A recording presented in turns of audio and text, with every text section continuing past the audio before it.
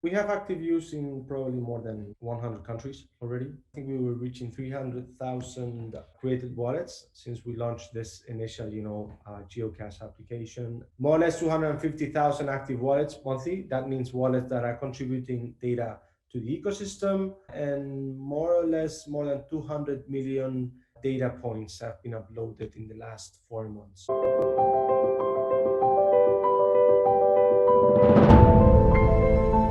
Hello everyone, this is Alex from Gaines. Today I'm with Luis Gelado from GeoDB. What's GeoDB? How did you build it? We started with the idea back in 2017. We are a group of entrepreneurs developing and managing digital and technology companies for almost 13 years now. Having been playing around the digital industry, well, it gave us a very deep knowledge in what has to do with all this crazy big data industry, and that's the base of the project. Our understanding of the big data industry, our understanding of the value of data nowadays, and that I am pretty sure that in the next like 10 years, everything is going to be based on data analytics. I like to say that like our main mission and companies like, help the world learn from its data and build a more efficient big data industry in which, not only like the big corporations are taking advantage of data, but also users are capable of accessing tools with which they can get some sort of return on top of the data. No? And that's the main idea we have behind GeoDB, building this big data efficient, decentralized ecosystem where data can flow in a fast, secure, efficient way, and giving back the users, us, as main value creators in the industry, some sort of reward, no, on top of your data, and being able to decide whether you want or not to participate in the industry, and that was the main idea behind GeoDB when we started 3 years ago. It has been an amazing journey so far, no. Cool, great to hear. Is the data only coming from users? Many users. It's about connecting data from many users, many sources, quality sources. When you're able to aggregate all that together, you come up with information. Being able to mix several, tranches of information is what builds up knowledge. No, so obviously the knowledge behind data from users, it's going to be mainly used by corporations, to take better business decisions. So this is all about business intelligence, location intelligence, and how you need to be able to access that data in an efficient way. Nowadays, the industry has grown huge in the last, I would say, decade. Okay, but it has grown too fast. So there's a lack of efficient architecture. Imagine a new economy and suddenly, commerce, simply blasts off, and there are no roads, no airports, no ports to move around all of those goods within the economy. But that's the same thing. No, there's a huge demand, but there's a lot of isolated pieces of data everywhere. No, and we are not capable of connecting all of those dots in an efficient way. No, there's no standardization regarding pricing. People and companies and users know that they are sitting on top of a huge amount of value, but there are no real sort of rules, behind the industry. So for those willing to access and acquire data, nowadays it's expensive, it's difficult. Regarding regulations, that's even more difficult. So we are trying to solve many of those inefficiencies. Right now the industry is generating more or less 250 $300 billion per year in revenue. That's being split more or less. 50% is direct acquisitions of raw data, 20% more or less is the money you're paying to access licenses of analytical tools, to analyze that data, and 30% more or less is what you are paying, big data consultancy companies to develop business intelligence projects. This will be growing up to 3-4 times in the next 5 years, and hopefully we can build something that allows not only big corporations accessing these capabilities, but also SMEs, in the end, small mid-sized companies, also being able to take decisions based on true knowledge, and not just interpretations of the reality. So concretely, what kind of data are you getting from users? I'm assuming there's geolocation data, but maybe more, Well, right? there are two main sides of the big data industry. One has to do with advertising, which is what Google, Facebook do. They learn a lot from users, and they allow advertisers to contact those users based on a specific rules. This is completely different. No, this is anonymous private data which is connected to a special ID, which is connected to your wallet address. No, so it's completely anonymous. We have already proven that users are happy to share data when they are receiving specific rewards for it. Then it's a matter of what platform, what data, what UX, but the model works. So there's lots of business and verticals that can be powered by a better comprehension of what's going on around you with users and the population. The thing is that opening the tools, opening the market, allowing a better and more cheap access to this deep understanding of what's going on. For example, we are now launching in a couple of weeks' time an application called Geoscan. It's about scanning it has a very good scanning technology, and you can scan your grocery store tickets, and then we analyze that data, and we have partnered with this company from Switzerland. And well, that's extremely valuable information. You can't imagine how much big companies are spending on trying to understand daily consumption from users, having direct access to that data with a simple, image. So the user, just takes a picture of the ticket, uploads to our database, we analyze it, we extract the knowledge, and they receive the reward directly on the wallets. That has an immense value nowadays. Now, trying to connect several sources of data gives you huge, bigger knowledge of what's going on, and allows you, to make completely different and more efficient business decisions, and that can bring up an extremely big difference in your profit and loss accounting. Yeah. Okay, cool. Give me some numbers. How many pieces of data do you have? How many users are contributing in how many continents, countries? We have active use in probably more than 100 countries already. I think we were reaching 300,000 created wallets since we launched this initial, geocache application. More or less 250,000 active wallets monthly. That means wallets that are contributing data to the ecosystem, and more or less more than 200 million data points have been uploaded in the last 4 months. We, as an early crypto company, a blockchain company, we have this probably need to teach the world. If you go to the street here in right now, I go down and I start asking people about crypto, and man, people don't have a clue what we're talking about. Probably they've heard a little bit about Bitcoin, but the moment you tell them, okay, it's easy, go to MetaMask, download, the browse, whatever, and install it, they go crazy. And there's still a big long way to go, which is difficult to tackle because the complexity of these tools, what they are, and we cannot change the way in which wallets, crypto, blockchain works. I still think there are many years before we see like super mass adoption, but of course I really think that in a matter of 5, 7, 10 years we are all going to be carrying value in our wallets, in our cell phones. Part of our duty as a company to try to show and learn our community how to learn to use all this stuff. Very happy with the numbers we have, with the community we've been building. It's good that your initial proposition as a company, rewarding users for the data they generate, it's good to see that people like it. Tell me a bit more about the token. People who use the app can earn the token.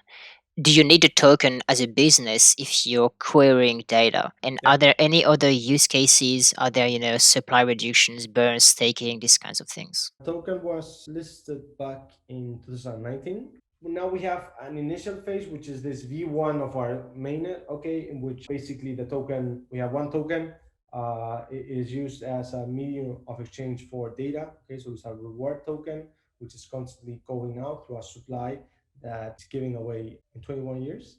And then, of course, if you want to access data and our data marketplace, you need to pay with GEOs. No? So you have rewards going out and data demand buying those tokens to pay for data. Okay, but the thing is that this is our first version.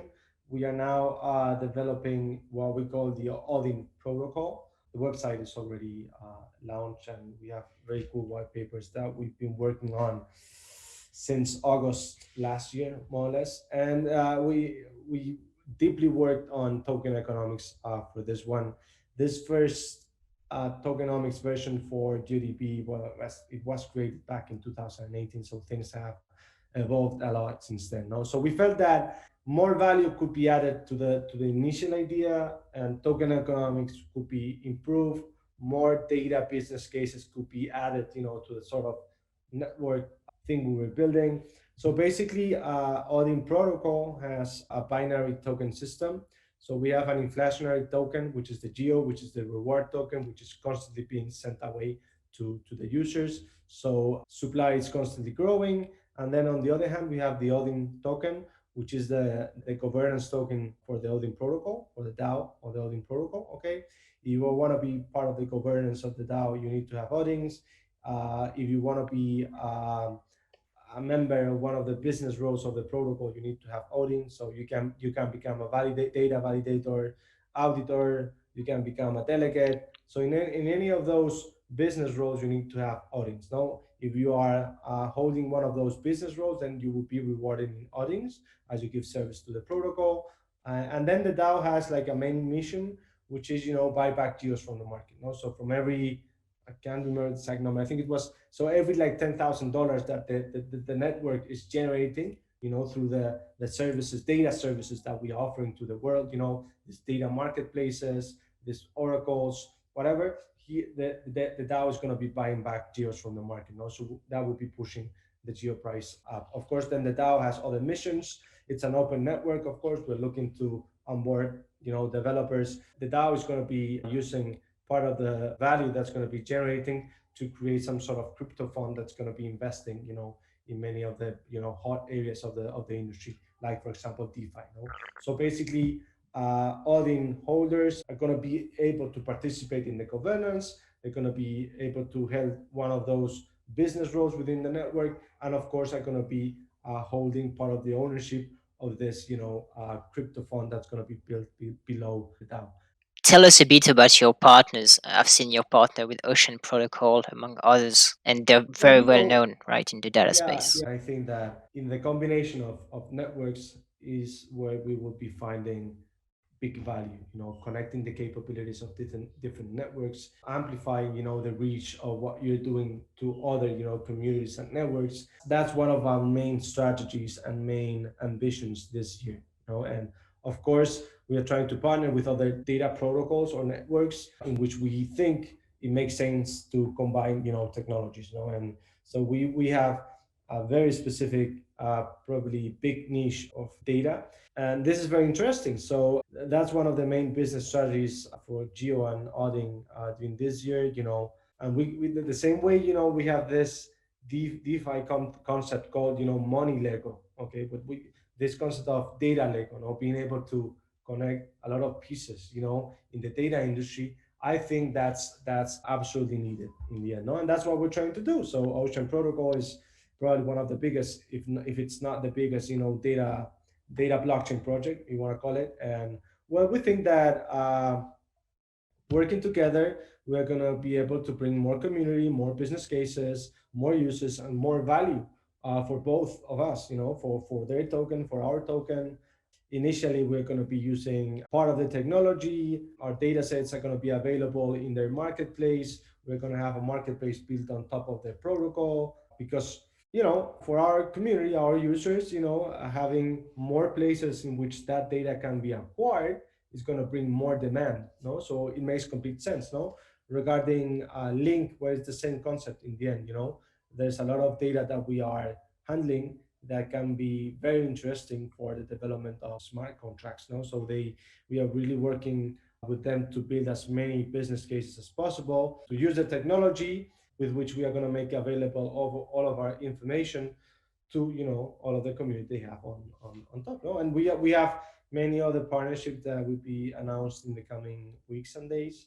Makes sense. Yeah. Okay, how big is your team right now? We have an internal team of more or less, I think it's 20 right now, but we are now hiring mainly in the DLT blockchain area. We should be hiring 5 6 people before summer. So no more. I mean, between 20 and 30, that's like the number we want to have. We don't think we need more people. That's already a big a number of a big team, which is always complicated to manage. So more or less 25 people right now. We will be 30, 35 by the end of the year. Cool, got you. Do you have a crypto story for us? Could be something fun or educational. Back in 2009, I think it was, I don't know if to end of 2009, beginning of 2010. No, I had this marketing agency. It was a technology marketing agency. It was called Why Not Challenge. Basically, we were very specialized on developing mobile applications, and we were working with huge brands. No, and I had this CTO by then, and we were not very happy with him. No, at that time I thought he was not working enough. Okay, he was a little bit lazy. I remember one day we had this very cool offices here in Madrid, and we always had, 3, 4 computers that were not being used. Maybe because they were old Macs or whatever. And one day, this guy comes into the office and comes to me and said, "Oh, Luis, why don't we use this, old computers? Because I've learned about this technology, Bitcoin, and I know that you can mine those tokens." With these computers, and it's super easy to install. I can have it ready, running, this afternoon, and then we are going to be mining a huge amount of bitcoins. I simply looked at him, and I was like, what the fuck are you talking about? We're not, go back to work, go back to work now and stop saying stupid things. Well, if we have done that, probably I wouldn't be talking with you right now here. I would probably be in the Maldives or whatever, counting my crazy amount of bitcoins. So, sometimes in life you get these opportunities that you don't know at that moment that they are huge opportunities. Of course, we didn't do it, and that was a shame. But that was my true first contact with crypto back in 2009 when I first heard about Bitcoin, and I thought it was a joke at that time. I must admit that I was, what are you talking about? Stop saying stupid things. But that's how life is. All right, let me ask you, do you have any books you'd like to recommend? Bitcoin Billionaires, which is the story of redemption of the Winklevoss brothers after what happened with Facebook. And it's a very cool book. I don't know how much of it is absolutely true, but it tells you the story of the first probably true believers in Bitcoin, and how this Bitcoin story and opportunity gave them the opportunity to redeem themselves, in an industry in which they have been completely, aparted, because of what happened with Facebook. So I really recommend that book because it kind of takes you back to the start of Bitcoin and understand why these guys decided that this was a absolutely amazing innovation for the world, and why did they decide to invest so much in those early days in Bitcoin. All right, amazing. To conclude, would you have anything you'd like to say about GeoDB? Maybe what would you say to someone to convince him or her to install the app? Well, if you are into the digital world, if you are into the data world, if you are some sort of interested in these areas, this is the perfect way in which to introduce yourself into the blockchain and crypto technology. It's easy to understand, easy to use, and probably you're gonna be willing to learn much more once you use it. Links will be in the description if you want to try out the app. Thank you, Luis. It was very fun. Guys, give us a like, share your thoughts in the comments, subscribe, and see you for more amazing interviews. Bye. Bye bye. Thank you very much. Bye bye.